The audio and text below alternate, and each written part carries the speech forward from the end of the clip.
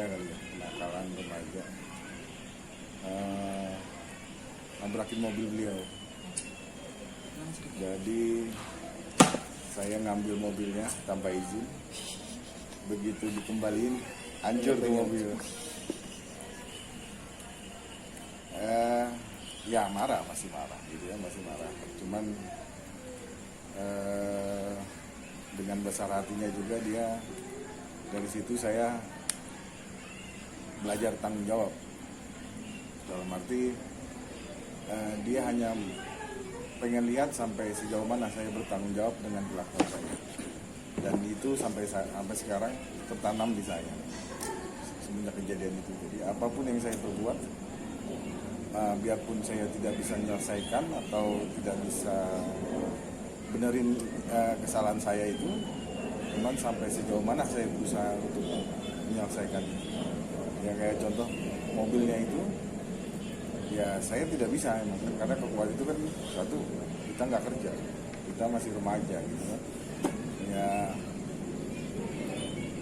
bagusnya saya punya pergaulan, punya teman-teman, ya saya bawa ke teman-teman saya, meskipun akhirnya uang orang tua juga yang keluar kan.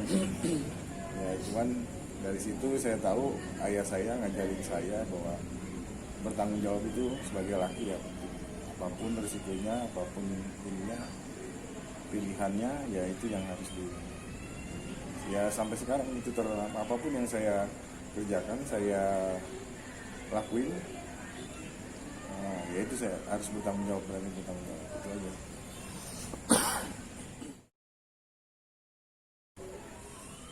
Wah, kalau nangis mungkin sering kali ya, karena saya dulu termasuk yang nakal ya, bandel ya. Mungkin yang agak membuat dia kecewa mungkin pendidikan, karena saya nggak dulu itu nggak memprioritaskan pendidikan. Ya kalau misalnya, ya itu juga sampai sekarang saya berpikir kalau mungkin saya punya gelar, saya kejadiannya tidak seperti ini. Itu yang ya orang tua sih pengennya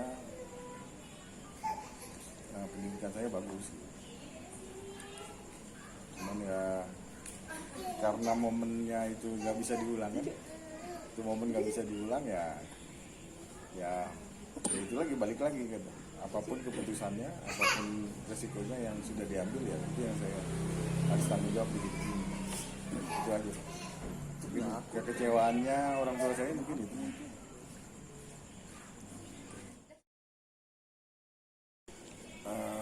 Momen dengan orang tua mungkin ya apa ya, mungkin bisa lebih dulu, mungkin kalau saya dekati jadi teman mungkin banyak belajar, mungkin beliau banyak ngasih pelajaran ya terhadap saya. Cuman karena ada waktu itu saya agak jauh kan, karena satu kenakalan sayanya, terus tidak simpati dengan keputusan dia dengan dua keluarga kan gitu ya. Terus ya pengen balik lagi ngulang histori yang lalu tuh ya, jadi teman curhat, karena ternyata sosok seorang bapak tuh ya terlalu vital lah ternyata. Karena guru sebenarnya, guru apa ya, kita jadikan guru kan ya. Cuman hasil didikannya beliau ya, meskipun tidak terdoktrin, cuman dia mendidiknya ya dengan cara halusnya supaya saya jadi laki-laki yang bertanggung jawab aja.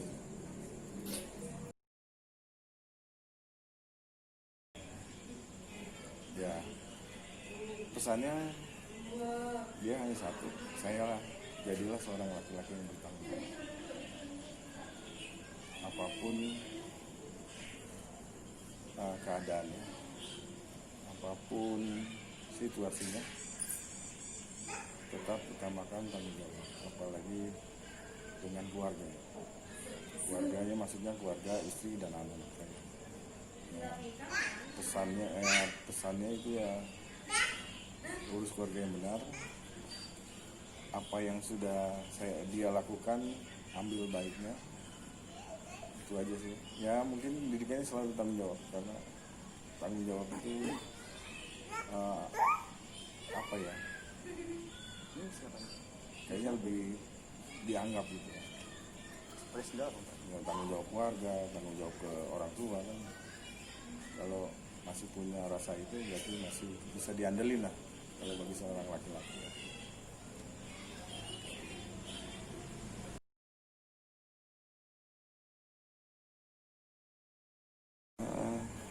Ya pasti pertamanya nggak nerima ya, kalau sebagai anak bukannya nerima sebenarnya. Kita melihat, belajar memahami kondisinya, apa yang terjadi sebenarnya, karena pasti setiap orang punya kekurangan dan kelebihan. Mungkin kalau saya kemarin sih mikirnya mungkin ada rasa ketidakpuasan, mungkin ada ketidakpuasan, ada kekurangan dari istri mungkin ya, terus atau pelarian jadinya. Cuman yang saya nerima, dia bisa bertanggung jawab di dua-duanya, maksudnya dari istrinya, terus dari anak-anaknya, semua di sekolah, pangan gitu, semuanya diakomodir. Itu yang bisa saya nerima, tidak dibedakan. Kalau beda ibu kan kandung ya berarti, kandung bapak kan. Saudara bapak. Itu juga masih ngobrol, masih. Cuman nerimanya berat, cuman ya mau gimana kan. Yang penting kan tidak, ya itu dianya bertanggung jawab. Aku terimanya gitu, aku nggak ditelantarin gitu kan. Terus ibuku juga diayomin gitu. Kalau itu kan ya diwakili laki-laki, ya mungkin ada kekurangan atau ketidakpuasan kan, semua pasti berawal dari situ. Orang melakukan poligami ya, rata-rata kalau saya ambil bukan kenakalan, bukan buaya, pasti ada kekurangan dari salah satu yang tidak memenuhi. Kalau poligami jaraknya cukup baru itu nafsu ya. Cuman kalau udah sampai punya anak kayaknya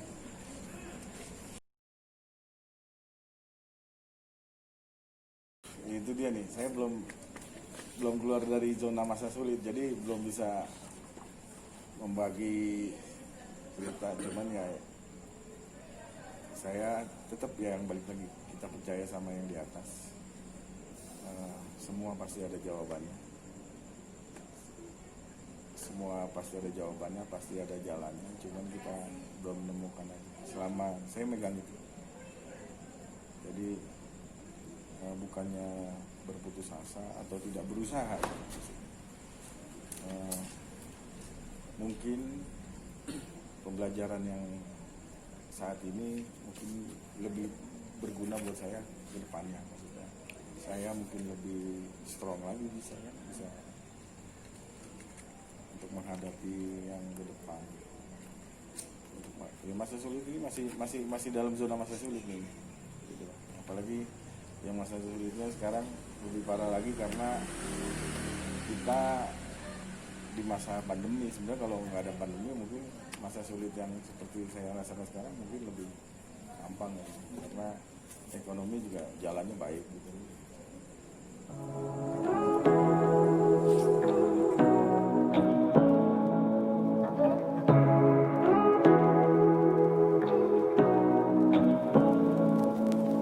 Say what you wanna say to me now. I